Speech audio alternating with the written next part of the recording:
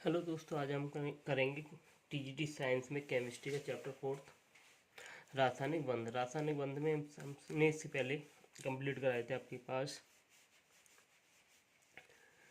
संयोजी बंध, उपसंयोजी बंध आपके पास और आयनिक बंध, और उसके बाद पोलर बॉन्ड आपके पास, नॉन पोलर्स, ऑक्टेट रूल, ये हमने इससे पहले कंप्लीट कराए थे। आज का टॉपिक रहेगा संयोजकता कोश यानी संयोजकता कोश, इलेक्ट्रॉन युग्म प्रतिकर्षण यानी balance cell electron pair repulsion theory.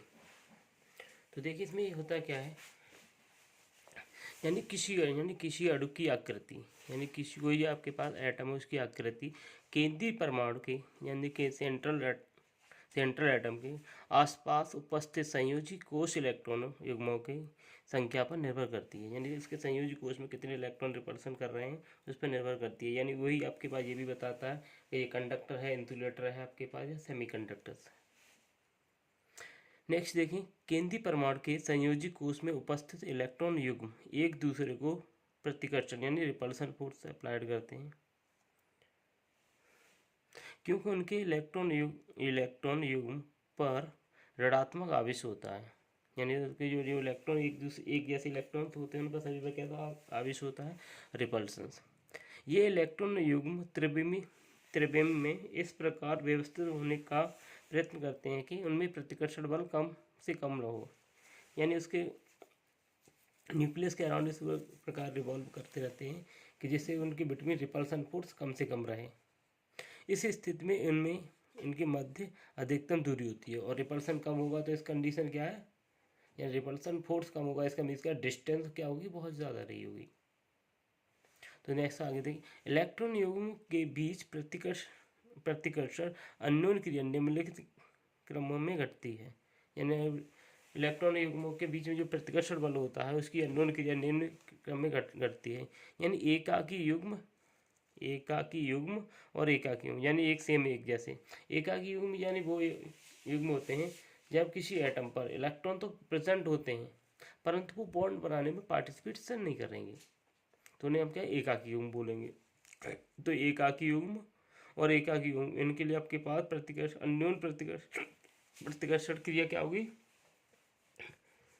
सबसे कम होगी यानी सबसे ज़्यादा होगी। यानी एकाकी युग्म के बीच अन्योन्य प्रतिकर्षण क्रिया सबसे ज़्यादा होगी। उसके बाद दूसरा नंबर रहेगा एकाकी युग्म और आबंधी युग्म, यानी एक जैसे और आपके पास पेयर वाले एक जैसे हों और आपके पास थोड़े मिश्रित यानी आबंधी, यानी एक दूसरे के साथ पेयर बनाने वाले, उनके बिटवीन आपके पास अन्योन्य क्रिया थोड़ी कम हो जाएगी एज कंपेयर ऑफ एक जैसे भी। यहाँ पे आबंधी यानी ये आपके पास ये वाला थर्ड वाला पेयर किसका होगा, यानी मिक्सिंग वाला, जिसमें एक जैसे भी हो सकते हैं या फिर मिश्रित क्रम वाले। तो यहाँ पर आपके पास अन्योन्य क्रिया क्या हो, सबसे कम होगी।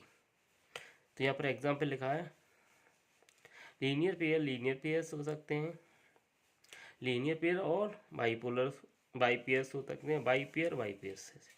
तो इस कंडीशन में आपके पास सीक्वेंस रहेगा इनका। इसका नेक्स्ट टॉपिक रहेगा संयुक्ता आबंध सिद्धांत।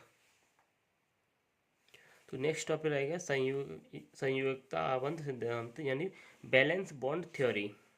तो बैलेंस बॉन्ड थ्योरी क्या है, इस सिद्धांत के अनुसार संयुक्ता आबंध की व्याख्या इलेक्ट्रॉन तरंग फलन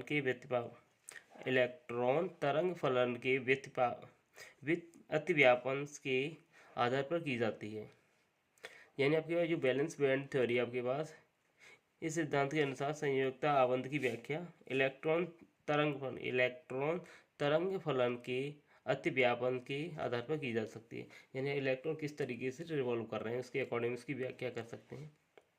देखिए, केवल उन्हीं परमाणुविक कक्षकों का अतिव्यापन होगा जिनमें विपरीत चक्रण वाले इलेक्ट्रॉन होते हैं। यानी अतिव्यापन किनके साथ होगा, जिनमें विपरीत यानी अपोजिट आपके पास स्पिन वाले इलेक्ट्रॉन्स रहे होंगे। अर्थात सामर्थ्य अतिव्यापन की सीमा पर निर्भर करती है। यानी सामर्थ्य जो होती है यानी कि ऊर्जा पावर होती है वो अतिव्यापन की सीमा पर निर्भर करती है। एस ऑर्बिट SP यानी SS अतिव्यापन, S ऑर्बिट का S के साथ अतिव्यापन हो, S का P के साथ अतिव्यापन हो, P का P के साथ समाक्षीय अतिव्यापन हो से सिग्मा आबंध बनते हैं। तथा PP आबंध से क्या समपार्श्वी अतिव्यापन से पाई बंध बनेगी। SS से क्या बनेंगे, SS अतिव्यापन होगा, SP अतिव्यापन होगा, PP होगा। से इन यानी सेम हो, SP हो आपके पास या फिर PP हो, तो कौन से बंध बनेंगे, सिग्मा बंध बन रहे होंगे। तथा PP समपार्श्वी अतिव्यापन से पाई आबंध बनेंगे आपके।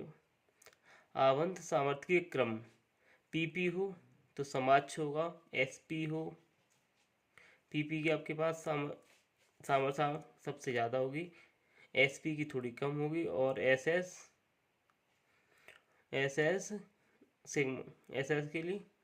सिग्मा के लिए छोटा होगा आपका पाई आबंध।